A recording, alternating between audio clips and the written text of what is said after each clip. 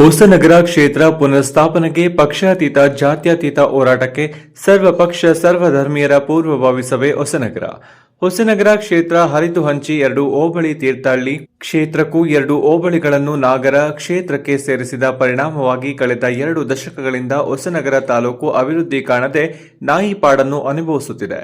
ಈವರೆಗೆ ನಡೆಸಿದ ಆಗ್ರಹ ಹೋರಾಟ ಅಳಸಿದ ಕಾರಣ ಈ ಬಾರಿ ಪಕ್ಷಾತೀತ ಹಾಗೂ ಜಾತ್ಯತೀತವಾಗಿ ಎಲ್ಲರೂ ಒಗ್ಗೂಡಿ ಹೋರಾಟ ನಡೆಸುವ ಸಲುವಾಗಿ ಪಟ್ಟಣದ ಗಾಯತ್ರಿ ಮಂದಿರದಲ್ಲಿ ಮೂಲೆಗದ್ದೆ ಮಠದ ಶ್ರೀಗಳವರ ನೇತೃತ್ವದಲ್ಲಿ ಸರ್ವ ಪಕ್ಷಗಳ ಸಭೆಯನ್ನು ಕರೆದಿದ್ದು, ಈ ಸಭೆಯಲ್ಲಿ ಶಾಸಕರುಗಳಾದ ಬೇಲೂರು ಗೋಪಾಲಕೃಷ್ಣ ಅರ್ಗ, ಜ್ಞಾನೇಂದ್ರ, ಮಾಜಿ ಶಾಸಕರಾದ ಕಿಮ್ಮನೆ ರತ್ನಾಕರ್, ಹರತಾಳ ಹಾಲಪ್ಪ, ಜಿಡಿ ನಾರಾಯಣಪ್ಪ, ಸಾಗರ ಜಿಲ್ಲಾ ಹೋರಾಟ ಸಮಿತಿ ಅಧ್ಯಕ್ಷ ತೀನಾ ಶ್ರೀನಿವಾಸ್, ವರ್ತಕರ ಸಂಘದ ಅಧ್ಯಕ್ಷ ಮಲೆಬೈಲ್ ಪೂರ್ಣೇಶ್, ಜಿಲ್ಲಾ ಯುವ ಒಕ್ಕೂಟದ ಅಧ್ಯಕ್ಷ ಮಸ್ತಿಕಟ್ಟೆ ಸುಬ್ರಹ್ಮಣ್ಯ, ಮಹಿಳಾ ಕಾಂಗ್ರೆಸ್ ಅಧ್ಯಕ್ಷೆ ಸುಮಾ ಸುಬ್ರಹ್ಮಣ್ಯ, ಜಿಲ್ಲಾ ಪಂಚಾಯತ್ ಮಾಜಿ ಸದಸ್ಯ ಸುರೇಶ್ ಸ್ವಾಮಿ, ರಾವ ಶ್ವೇತಾ ಬಂಡಿ, ಆಲಗದ್ದೆ ಉಮೇಶ್, ಚಂದ್ರಿಕಾ, ಜಿಲ್ಲಾ ಬಿಜೆಪಿ ಮುಖಂಡರಾದ ಎನ್ಆರ್ ದೇವಾನಂದ್, ಜೆಡಿಎಸ್ ಅಧ್ಯಕ್ಷ ವರ್ತೇಶ್, ಬಿಜಿ ನಾಗರಾಜ್, ಜಯರಾಮ್ ಶೆಟ್ಟಿ, ಮಂಚೂಣಿ, ಹೋರಾಟಗಾರರಾದ ಟಿಆರ್ ಕೃಷ್ಣಪ್ಪ, ಕರುಣಾಕರ ಶೆಟ್ಟಿ ಮೊದಲಾದ ಮುಖಂಡರು ಸಭೆಯಲ್ಲಿ ಪಾಲ್ಗೊಂಡು ಮಾತನಾಡಿ ಸೂಕ್ತ ಸಲಹೆ ನೀಡಿದರು.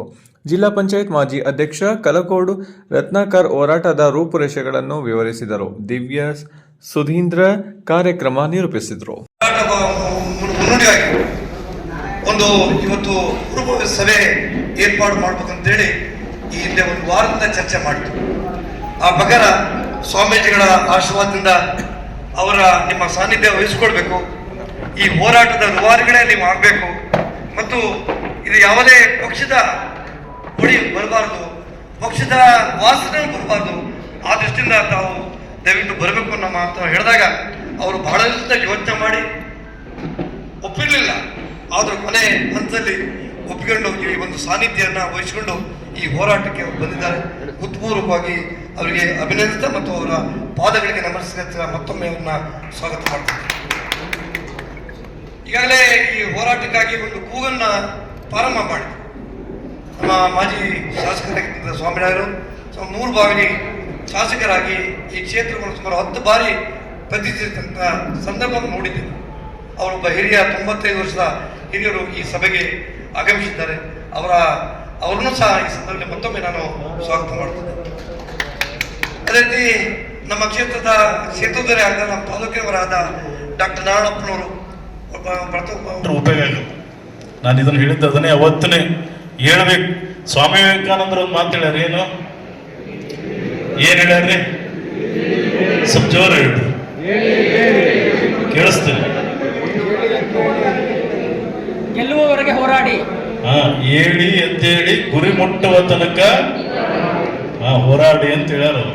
ಆದ್ರ ಸ್ವಾಮಿ ವಿವೇಕಾನಂದರು ಸಮಸ್ಯೆ ಮಾಡಿದ್ದೇನು ಗೊತ್ತನ್ರಿ? ಸಮಯ ಬರೋದಿಲ್ಲ ಅವರು. ಎಷ್ಟು ಗಂಟೆಗೆ ಹೇಳ್ರಿ ಅಂತ ನಿಮ್ಗೆ ಹೇಳಿ, ಅದಕ್ಕೆ ನೀವು ಇನ್ನೂ ಎದ್ದೇ ಇಲ್ಲ. ಅದ್ರಾಗ ಇನ್ನೂ ಹೊಸನಗರದವ್ರು ಇನ್ನೂ ಎದ್ದಿಲ್ಲ. ನೀವು ಹೇಳಿ ಎದ್ದೇಳಿ ಅಂತ ಅವ್ರು ಅಷ್ಟೇ ಹೇಳಿಬಿಟ್ಟಾರ, ಯಾವಾಗಂತ ಹೇಳಿಲ್ಲಲ್ಲ, ಅದಕ್ಕೆ ಇನ್ನೂ ಎದ್ದಿಲ್ಲ. ಎಂತ ಸಮಸ್ಯೆ, ಎಲ್ಲಾ ವ್ಯವಸ್ಥೆಗಳು ಎಲ್ಲವೂ ಇದಾವಲ್ಲಿ. MLA ಅಂದ್ರೆ ನಿಜವಾಗ್ಲು ಎಲ್ಲರೂ ಹೇಳಿದ್ರು ನೋಡ್ರಿ, ಡ್ಯಾಮ್ಗಳಿದಾವು, ಕರೆಂಟ್ ಕೊಟ್ಟಿವಿ, ಅದು ಕೊಟ್ಟಿವಿ, ಇದು ಕೊಟ್ಟಿವಿ, ಪ್ರವಾಸ ತಾಣಗಳಿದಾವೆ, ಎಲ್ಲ ಇದಾವ ಸ್ವಾಮಿ. ಆದ್ರ ಇನ್ನೊಂದು ತಲೆಗಿಟ್ಕೊಂಡು ನೀವು ಇಲ್ಲೆಲ್ಲ ಬಂದವರು ಸುಮ್ಮನೆ ನಿಮ್ಗೊಂದು ಇದು ಪ್ರಜ್ಞಾವಂತಿಕೆ ಮಾತನೇ ಇರ್ಬೋದು, ನಿಮ್ಗೆ ಇದು ಬೇಜಾರು ಅನ್ನಿಸ್ಬೋದು. ನಾನು ನೇರವಾಗಿ ಹೇಳ್ತೇನೆ ಅಂತೇಳಿ ಹೊಸನಗರದವರ ಮುಖಂಡರನ್ನೊಬ್ಬರನ್ನ ಕರ್ಕೊಂಡು ಹೋಗಿ ಬೆಂಗಳೂರದಾಗ ಇಂಥ ಕೆಲಸ ಮಾಡಿಕೊಂಡು ಬರ್ತೇನೆ ನಾವು ಅಂತ ಹಬ್ಬ ಅಂತ ನಾಯಕರು ಒಬ್ಬರು ಇನ್ನೂ ಹುಟ್ಟಿಲ್ಲ ಹೊಸನಗರ. ಇದು ಸಮಸ್ಯೆ ಇರೋದಿಲ್ಲ. ಯಾಕೆ ಈ ಸಮಸ್ಯೆ ಹುಟ್ಟೈತಿ ಅಂದ್ರ ಇಲ್ಲಿ ವ್ಯವಸ್ಥೆಯವರು ನೀವು ಯಾರು ಗಟ್ಟಿಯಾಗಿ ಉಳಿಲಿಲ್ಲ, ಒಬ್ರು ಉಳಿಲಿಲ್ಲ. MP ಕಡೆ ಹೋಗಕ್ಕೆ ವ್ಯವಸ್ಥೆ ಇಲ್ಲ. ನೀವು ಒಬ್ಬ ಯಾರು MP ಕಡೆ ಹೋಗಿ ಒಂದು ಕೆಲಸ ಮಾಡಕ್ ಶುರು ಮಾಡಿದಾಗ ಇನ್ನೊಬ್ಬ ಶುರು ಮಾಡಿರ್ತಾನ, ಮಾಡಿಕೊಡ್ಬಾಡ್ರಿ ಅದನ್ನಂತೀವಿ. ಯಾವಾಗ ಬೆಳೆಯಕ್ಕೆ ಸಾಧ್ಯ ಐತ್ರಿ? ಇದು ಹೊಸನಗರ ಉದ್ಧಾರ ಆಗಕ್ಕೆ ಸಾಧ್ಯನೇ ಇಲ್ಲ. ಒಬ್ಬ MP ವ್ಯವಸ್ಥೆಗಳಲ್ಲಿ ನೀವು ಕಾಂಗ್ರೆಸ್ಸಿಗರು ಹೋಗ್ರಿ, BJPಗರು ಹೋಗ್ರಿ, ಯಾರು ಹೋಗ್ರಿ, ನಿಮ್ಗೆ ಇದು ಸತ್ಯ ಹೇಳ್ತೇನೆ. MP ನಮ್ಮವ್ರದ ನಾ ಹೇಳ್ತಿಲ್ಲ, ಯಾರು ಹೋದ್ರೂ ಸ್ಪಂದಿಸುವಂತ MP ನಮ್ಗೆ ಸಿಕ್ಕಾರ. ಇದು ಹೆಮ್ಮೆ ಪಡ್ಬೇಕಾಗಿರುವಂತದ್ದೇ. ಆದ್ರೂ ಸಮೇತ ನಾವು ಯಾರಾದ್ರೂ ಹೋದ್ರೂ ಸಮೇತವಾಗಿ ಇಲ್ಲಿ ಕಚ್ಚಾಡುವ ಮನೋಭಾವ ಕೂಡ ಒಳ್ಳೆಯದಾಗುತ್ತೆ. ಇದು ಬಹಳ ಗುಡ್ಡಗಾಡ ಪ್ರದೇಶ, ಮಲೆನಾಡು ಪ್ರದೇಶ, ಮುಳುಗಡೆ ಪ್ರದೇಶ. ಈ ಕ್ಷೇತ್ರದಲ್ಲಿ ಎಲ್ಲ ಯೋಜನೆಗಳು ಬಂದವು. ಹಿರೇಭಾಸ್ಕರ, ಲಿಂಗನಮಕ್ಕಿ, ಚಕ್ರ, ಸಾವ್ಯಾಕ್ರು ಎಲ್ಲ ಸರ್ಕಾರಕ್ಕೆ ದೇಶಕ್ಕೆ ಬೆಳಕು ಕೊಡೋಕ್ಕಾಗಿ ತ್ಯಾಗ ಮಾಡಿರ್ತಕ್ಕಂಥ ಈ ಕ್ಷೇತ್ರ, ಇದಕ್ಕೆ ಒಬ್ಬರು ಕ್ಷೇತ್ರಕ್ಕೆ ಶಾಸಕರಿಲ್ಲ. ಈ ಕ್ಷೇತ್ರವನ್ನು ತೆಗೆದು ಅನ್ಯಾಯ ಮಾಡಿದ್ದಾರೆ. ಅದಕ್ಕಾಗಿ ಈ ಜಾಥಾ ಮಾಡೋದ್ರ ಮೂಲಕ ಸ್ವಾಮಿಗಳ ನೇತೃತ್ವದಲ್ಲಿ, ಸ್ವಾಮಿಗಳ ಆಶೀರ್ವಾದದಿಂದ ನಾವು ಈ ಕ್ಷೇತ್ರವನ್ನು ಪಡೀತೇವೆ ಅಂತಕ್ಕಂಥ ಆಶೆಯನ್ನು ಇಟ್ಕೊಂಡಿದೆ. ಮೊನ್ನೆ ಮುರುಘಾಮಠ ಸ್ವಾಮೀಜಿ ಅವ್ರನ್ನ ಕಂಡು ಮಾತಾಡಿದಾಗ, ನೀವು ಚನ್ನಬಸವ ಸ್ವಾಮೀಜಿ ಅವರ ಹತ್ರ ಅವ್ರ ಬಲ ಇದಕ್ಕಿದೆ ಸಂಪೂರ್ಣ. ನಾನು ಹೇಳಿದ್ದು, ನೀವು ಮೊದಲೇ ಒಂದು ರೆಸಲ್ಯೂಷನ್ ಮಾಡಿಬಿಡಿ. ಈ ಹೋರಾಟಕ್ಕೆ, ಈ ಕ್ಷೇತ್ರ ಮರುಸ್ಥಾಪನೆಗೆ ನಮ್ಮೆಲ್ಲರ ಸರ್ವಾನುಮತದ ಅಭಿಪ್ರಾಯ ಇದೆ ಅನ್ನೋದಕ್ಕೆ ಎಲ್ಲರದ್ದು ಅಭಿಪ್ರಾಯ ಇದೆ ಅಲ್ವಾ? ಒಂದು ರೆಸಲ್ಯೂಷನ್ ಮಾಡಿಬಿಡಿ ಫಸ್ಟ್. ಇಲ್ಲಿ ಬಂದಿರತಕ್ಕಂಥವ್ರು ಎಲ್ಲರದ್ದು ಕೂಡ ಒಂದು ಸರ್ವಾನುಮತದ ಅಭಿಪ್ರಾಯ ಇದೆ ಅಂತ. ಮತ್ತು ಯಾವಾಗಲೂ ಕೂಡ ಅಧಿಕಾರ ವಿಕೇಂದ್ರೀಕರಣ ಅಂತಕ್ಕಂಥದ್ದು ಬಹಳ ಒಳ್ಳೆಯದು. ಆ್ಯಕ್ಚುಲಿ ಬಹಳಷ್ಟು ವರ್ಷಗಳಿಂದ ಈ ತಾಲೂಕಿಗೆ ಅನ್ಯಾಯ ಆಗ್ತಾ ಇದೆ. ಅದನ್ನು ಮರುಸ್ಥಾಪನೆ ಮಾಡಬೇಕು ಅಂದರೆ ಈ ಭಾಗಕ್ಕೆ ನಿರ್ದಿಷ್ಟವಾಗಿರ್ತಕ್ಕಂಥ, ಪ್ರತ್ಯೇಕವಾಗಿರ್ತಕ್ಕಂಥ ಒಂದು ಶಾಸಕ ಸ್ಥಾನ ಇರಲೇಬೇಕು. ಟಿಕೆಟ್ ಕೂತ್ರ ಆಗಲ್ಲ, ಸ್ವಲ್ಪ ಸ್ಟ್ರಾಂಗ್ ಆಗಬೇಕು. ಎಂತೆಂಥ ಹೋರಾಟವನ್ನ ಜಿಲ್ಲೆಯಲ್ಲಿ ಮಾಡಿ ಬದಲಾವಣೆ ಆಗಿರೋದು ಆಯ್ತು. ಕಾಗೋಡು ಹೋರಾಟ ನಡೀತು, ಕಾನೂನು ಬರಲಿಲ್ವಾ? ಬಂಗಾರಪ್ಪನವ್ರು ಬಗರಕುಂ ಜಮೀನ್ ಸಿಗತ್ತೆ ಯಾವತ್ತಾರು ಅಂತ ಕನಸಲ್ಲಿ ಕಂಡಿದ್ರ. ಇವತ್ತು ಈ ಜಿಲ್ಲೆ ಅಭಿವೃದ್ಧಿ ಆಗಕ್ಕೆ, ರೈತರ ಅಭಿವೃದ್ಧಿ ಆಗಕ್ಕೆ ಕಾನೂನುಗಳು ಬಂದಿದ್ದಕ್ಕೆ ಸಾಕ್ಷಿ. ಕಾನೂನನ್ನ ಜನಪ್ರತಿನಿಧಿಗಳು ಮಾಡಬೇಕು. ಅವರಿಗೆ ನಿಷ್ಠುರವಾಗಿ ನಮ್ಮ ಪಕ್ಷ ಇರಲಿ, ಇನ್ನೊಂದು ಪಕ್ಷ ಇರಲಿ, ಯಾವ ಪಕ್ಷನಾರು ಇರಲಿ, ಚುನಾವಣೆ ಬಂದಾಗ ಪಕ್ಷ ಈ ಒಂದು ಬೇಡಿಕೆ ಈಡೇರಿಸಲಿಕ್ಕೆ ತೀವ್ರ ಹೋರಾಟ ಮಾಡಿದ. ವಿಧಾನಸಭಾ ಕ್ಷೇತ್ರದ ಹೋರಾಟಕ್ಕೆ ಜಯವಾಗಲಿ.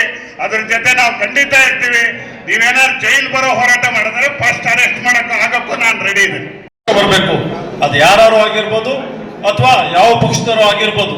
ಉಷಾ ಇನ್ನೊಂದು, ನಿನ್ನೆ ನಾವು ನಮ್ಮ ವಕೀಲರ ಸಂಘದ ಅಧ್ಯಕ್ಷರಾದ ಚಂದ್ರಪ್ಪನವರ ನೇತೃತ್ವದಲ್ಲಿ ಹೊಸನಗರ ತಾಲೂಕು ಮತ್ತು ಶಿವಮೊಗ್ಗ ಜಿಲ್ಲೆಯಲ್ಲಿ, ರಾಜ್ಯದಲ್ಲಿ ಹೊಸನಗರದಲ್ಲಿರ್ತಕ್ಕಂಥ ಎಲ್ಲ ವಕೀಲರುಗಳು ಕೂಡ ಒಂದು ನಿರ್ಣಯವನ್ನು ತಗೊಂಡು ಈ ಒಂದು ಹೋರಾಟಕ್ಕೆ ನಾವು ಸಂಪೂರ್ಣವಾಗಿ ಬೆಂಬಲ ಕೊಡ್ತೀವಿ. ಮತ್ತೆ ಇದಕ್ಕೆ ಕಾನೂನಾತ್ಮಕ ಹೋರಾಟಗಳು ಮಾಡಬೇಕಾಗಿದ್ದಲ್ಲಿ, ದಾಖಲೆಗಳನ್ನು ಕ್ರೋಢೀಕರಣ ಮಾಡೋ ಸಂದರ್ಭದಲ್ಲಿ ನಾವು ಉಚಿತವಾಗಿ ಸುರಿಸ್ಕೊಡಬೇಕು.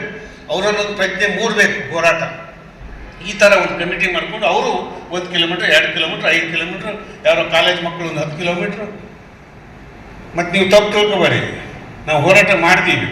ಒಂದು 50 ಜನ ಹುಡುಗಿಯರಿಗೆ ಇರಕ್ಕೆ ಹೇಳ್ಬಿಟ್ರೆ ಏನಾದ್ರು ಮಾಡಿ 100 ಜನ ಹುಡುಗರು ಇದ್ದೇ ಇರ್ತಾರೆ. ನೀವು ತಪ್ಪು ತಿಳ್ಕೊಬೇಡಿ, ಇದು ಒಂದು ಹೋರಾಟದ ವೈಖರಿ.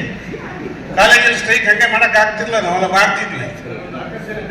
ಆಕರ್ಷಣೆ ಅಂತಲ್ಲ, ಅದೊಂಥರ ಮನುಷ್ಯ ಜೀವಂತ ಇರೋರಿಗೆಲ್ಲ ಅದೊಂದು ಮನಸ್ಥಿತಿ. ಹೀಗೆ ಎಲ್ಲ ಯಾಕೆ ಹೇಳ್ತೀನಿ ಅಂದರೆ, ಇದನ್ನ ಮನವೊಲಿಸಿ ಮಾಡಬೇಕು. 2002ನೇ ಟರ್ಮು ಈ ಭಾಗದಲ್ಲಿ ನಾನು MLA ಆಗಿ ಬಂದಿದ್ದೀನಿ. ತಮ್ಮೆಲ್ಲರ ಆಶೀರ್ವಾದ ಮಾಡಿದ್ರಿಂದ 2 ಟೈಮ್ ಇಲ್ಲೇ ಆಗಿದ್ದೀನಿ. ಫಸ್ಟ್ ಟೈಮು 2004ರಲ್ಲಿ ಸಾಗರದಲ್ಲಾಗಿದ್ದೆ.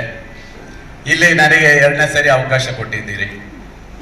ನಾನು ಇವತ್ತೇ ಹೇಳ್ತಾ ಇದ್ದೀನಿ, ನಿಮ್ಮ ಹೋರಾಟಕ್ಕೆ ಗೋಪಾಲಕೃಷ್ಣ ಬೇಳೂರು ಸಂಪೂರ್ಣ ಸಹಕಾರವನ್ನು ನೀಡ್ತೇನೆ. ನಮಗೆ ಒಳ್ಳೆ, ಯಾಕಂದ್ರೆ ವ್ಯಾಪ್ತಿ ಭಾರಿ ಇದೆ. ಸಾಗರ ಹೋಗಿ ಸುತ್ತಾಡಿ ಬರೋಳಗೆ ಈ ಕಡೆ ಬಂದಿಲ್ಲ ಅಂತಾರೆ, ಈ ಕಡೆ ಬಂದ್ರೆ ಆ ಕಡೆ ಬಂದಿಲ್ಲ ಅಂದ್ರೆ ಏನಾಗಿದೆ ಬಹುಶಃ ನೋಡಿ, ತುಂಬ್ರಿಗೆ ಹೋಗಿ ಈಗ ಹೋಗಿ ಆ ಬ್ಯಾಕ್ವರ್ಡ್ ಎಲ್ಲ ಮುಗಿಸಿ ಬರೋಳಗೆ ಇಲ್ಲಿಗೆ ಬರ್ಬೇಕಾದ್ರೆ ನಾವು ಇದಾಗ್ಬಿಡ್ತೀವಿ ಪಾಪ. ಅದು ಪರವಾಗಿಲ್ಲ. ಈ ಜ್ಞಾನೇಂದ್ರಣ್ಣ ಶಿವಮೊಗ್ಗದ ಸಿಟಿ ಹತ್ತತ್ರ ಹೋಗ್ಬೇಕಲ್ಲ, ಅವ್ರು ಭದ್ರಾವತಿವರೆಗೆ ಹೋಗ್ಬೇಕಲ್ಲ, ಅವ್ರ ಪರಿಸ್ಥಿತಿ ಏನಾಗಿರ್ಬೇಕು ಪಾಪ. ಇದು ಯಾವ ತರ ಅಂತ ಗೊತ್ತಾಗ್ತಾ ಇಲ್ಲ. ಕರೆಕ್ಟ್, ಇದು ಬಹಳ ಅನ್ಯಾಯ. ನಿಜವಾಗಲೂ ಈ ತರ ರಾಜಕೀಯದಲ್ಲಿ ನಾವು ಇವತ್ತು ಅಭಿವೃದ್ಧಿ ಮಾಡ್ಲಿಕ್ಕೆ ಸಾಧ್ಯ ಇಲ್ಲ. ಹೇಳ್ರಿ ಅಂತ ಕರ್ಕೊಂಡು ಹೋದೆ. ಅವರು ಹೇಳಿದ್ರು ತೀರ್ಥಹಳ್ಳಿ ಹೊಸನಗರ ಹೆಂಗಾಗಿದೆ ಅಂತೇಳಿ. ಯಾಕಂದ್ರೆ ತಿಮ್ಮಪ್ಪನವರಿಗೆ ನಾನೇನು ವಿವರಿಸುವಂತ ಅವಶ್ಯಕತೆ ಇರಲಿಲ್ಲ. ಹೇಳಿದ್ರು. ಖರ್ಗೆ ಅವರು ಪಾಪ ಪ್ರಾಮಾಣಿಕವಾಗಿ ಒಂದು ಮಾತು ಆ ಕಮಿಟಿ ಎದುರುಗಡೆ ಹೇಳಿದ್ರು, ಇದು ಮಲೆನಾಡು 2 ಮನೆಗೂ 5 ಕಿಲೋಮೀಟರ್ ರಸ್ತೆ ಮಾಡ್ಬೇಕಾಗ್ತದೆ, ಆ ಪರಿಸ್ಥಿತಿನಲ್ಲಿ ಇದೆ ಅಂತ. ಏನೂ ಮಾಡ್ಲಿಕ್ಕಾಗಲಿಲ್ಲ. ನನಗೆ ಕೊನೆಯಲ್ಲಿ ಈಗಾಗಲೇ ಹೇಳಿದ್ರು ಕೆಲವರೆಲ್ಲ, ನನಗೆ ನಾನು 94ರಲ್ಲಿ ಗೆಲ್ಲುವಾಗ, ಅಲ್ಲ ನಾನು ಇತ್ತೀಚೆಗೆ ಇಲ್ಲಿ ಗೆಲ್ಲುವಾಗ ಎಲ್ಲರೂ ಇದೇ ಮಾತಾಡ್ತಿದ್ರು, ನೀವು ತೀರ್ಥಹಳ್ಳಿ ಅವರು MLA, ನಾವು ಹೊಸನಗರ ತಾಲೂಕು ನಮ್ಮನ್ನ ನೆಗ್ಲೆಕ್ಟ್ ಮಾಡ್ತಿದ್ವಿ ಅಂತ. ಆ ಮಾತೇ ವಾಯಲ್ಲಿ ಬರಬಾರ್ದು ಅಂತ ಸ್ವಾಮೀಜಿ ಇವತ್ತು ಕೂಡ ಕ್ಯಾಲ್ಕುಲೇಷನ್ ಮಾಡಿ ನನ್ನ